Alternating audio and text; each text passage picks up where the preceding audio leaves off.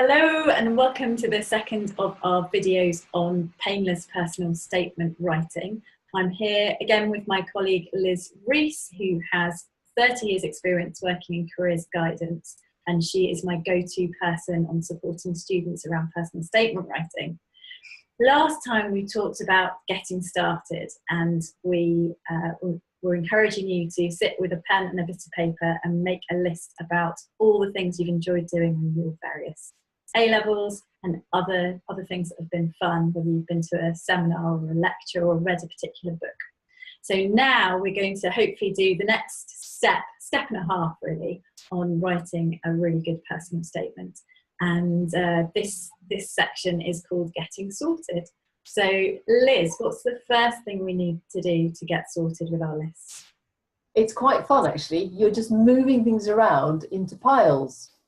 So one thing to bear in mind with this statement is the majority, at least 3/4, should focus on that course for which you're applying. It could be academic, it could be career related if it's something like healthcare or business, but the majority of your statement needs to have that as a focus. The rest, perhaps 20, 25%, can be less related, but it's more about you as a person. So your job is to sort into piles your interests in the course and the other things that are perhaps a bit less relevant. 2 piles, whether you like to have them cut up and move them around on a table, or whether you like to move them around on your screen, so you've got 2 sections. But that's all you've got to do. Move them around, directly related, less related. Keep it simple.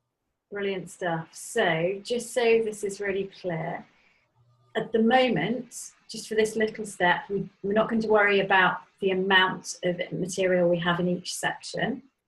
We're just going to do a first pass at, for each bit, for each thing you've written down and you've said, I love this book on physics, or I really enjoyed organising my Duke of Edinburgh Gold expedition. You need to decide whether it goes in the pile marked academic and course related, or it needs to go in the pile marked wider information.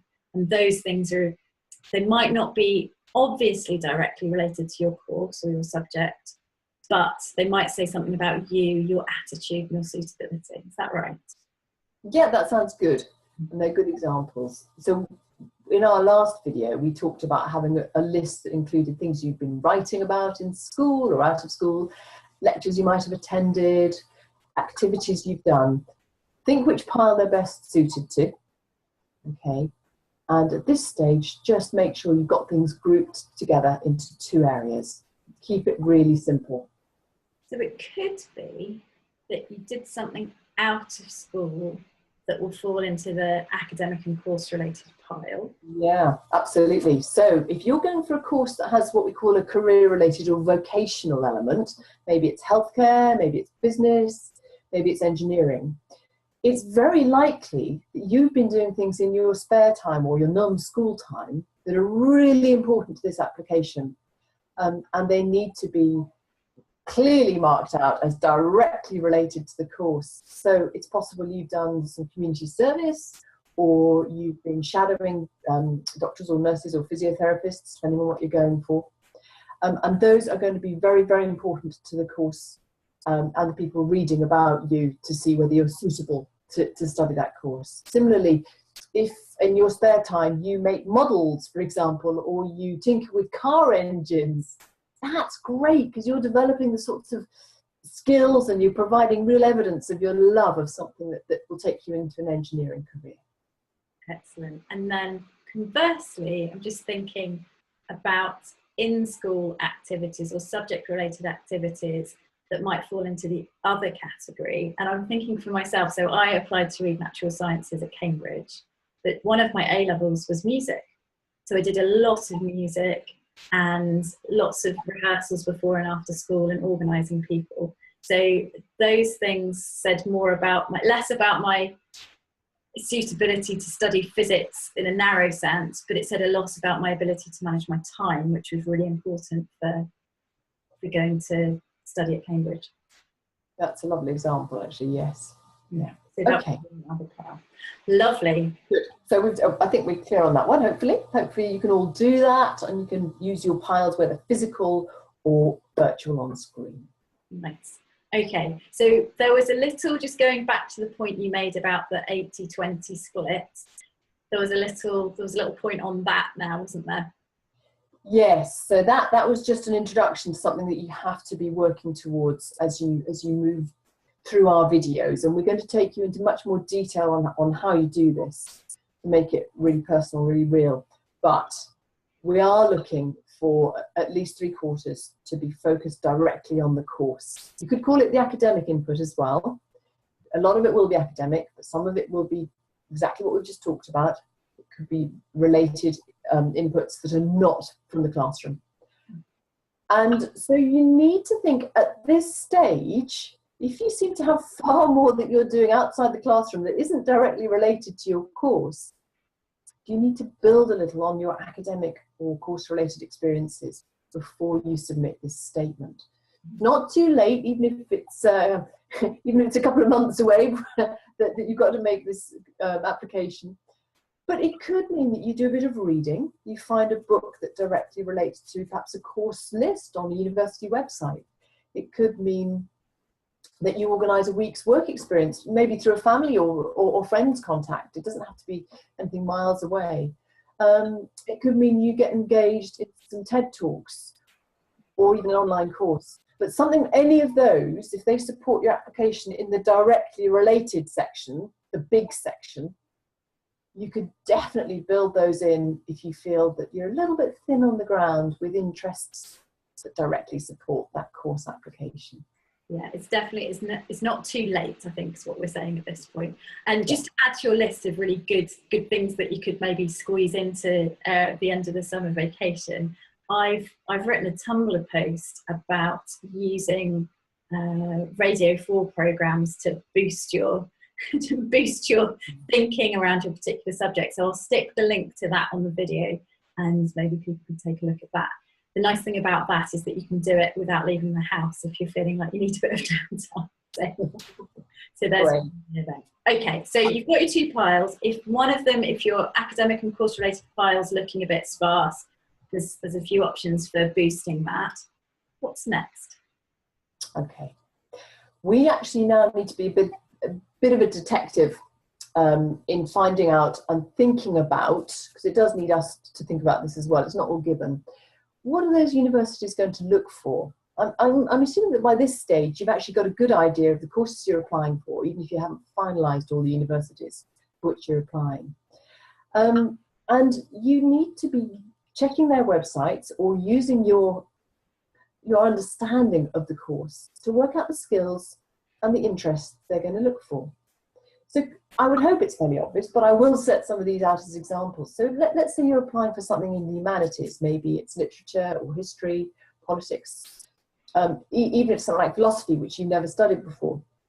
What sort of things do you think they're going to be looking for? Well, inevitably, they're going to look for someone who can cope with large amounts of reading, the ability to analyse a wide volume, a considerable volume of literature, and summarise that, evaluate it, and then write about it in a balanced way, presenting an argument. So those sorts of skills are the ones you're going to need to show you have through a range of subjects. It doesn't have to be through exactly the same name of subject. So if you're applying for philosophy, you may never have studied it, but you could actually show those skills maybe through history or English or another language or RE, those sorts of areas. If you're applying for something like engineering, which you probably won't have studied, but hopefully you are studying maths and physics, then you need to be building on the maths and physics problem-solving skills, the ability to visualize and to see things in a spatial way, which are all very relevant to engineering. And if we move even further down the career-related course requirements, something in healthcare, you obviously need to be able to show you can communicate well if you've got patients. You need to be able to listen as well as explain things. And you need to be able to apply science to your diagnoses. So the application of science and the ability to pay attention to detail and pay pay attention to health and safety are also very important. Skill areas you need to get across. One we haven't mentioned, Melissa, is business. And of course, people come into business and from a whole range of backgrounds, and they don't have to have studied it. So they'd say, well, I haven't got any examples, I've never studied this. The sort of skills that are being looked for are, for example, an understanding of numbers.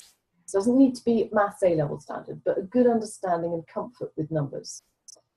So it may be that you can actually provide that evidence through either Young Enterprise or a charity fundraiser, those sorts of things. They need to see people who can plan and organise their time well, people who can make decisions, people who can, again, communicate and work with others. So those are the sorts of skills that are going to be looked for by business admissions tutors that you want to be getting across in your application. And that will be through a range of academic and no doubt extracurricular activities.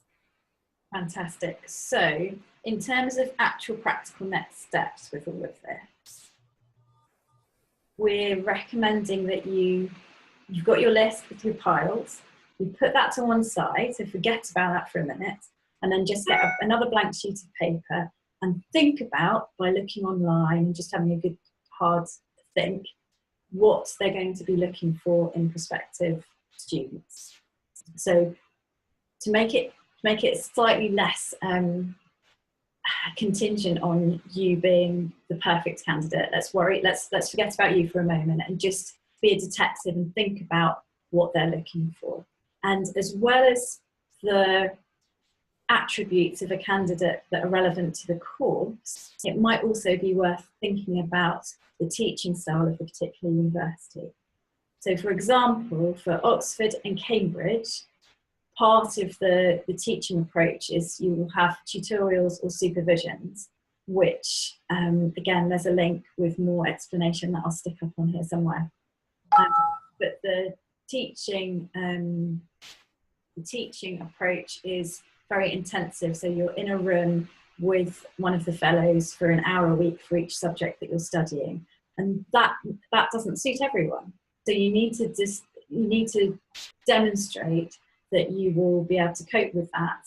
So I don't know, you might enjoy debating topics. You might be a member of the debating team, or you might have written a really good essay setting out pros and cons of something, or an article for the school magazine. So an analytical mindset maybe is something that they're looking for.